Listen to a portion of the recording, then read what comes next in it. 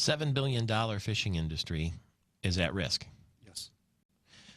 When I see these pictures from Illinois, instance, where the carp are jumping out of the river, that looks like some kind of bad nightmare. It is. It is a nightmare. What has to happen?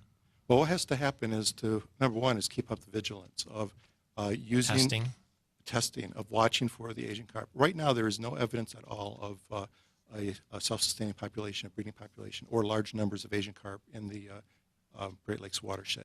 It looks like there's a few individuals that aren't reproducing. So we need to keep watching and make sure that they don't establish a breeding population. How could we stop them? Well, one of the things that the Nature Conservancy is working on are control measures, so that if we find areas where they are, that we can take measures to eliminate them. And it's best to attack a species that's invading just as they're trying to establish themselves before they get into big numbers. And how do we do that? Well, to locate where they are and to treat, and to eliminate the pockets of where they might be. You say treat. Yes. What does that mean? Well, it means using chemicals to eliminate the specific fish that we're after. Like a fish kill, they call that, right? Yes. And we can do that in the Great Lakes?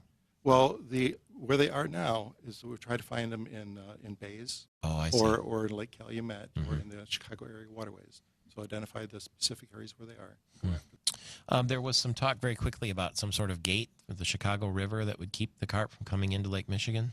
Well, there's a number of locks and dams in Lake Michigan, or between Lake Michigan and the Mississippi system, so the Chicago area waterways.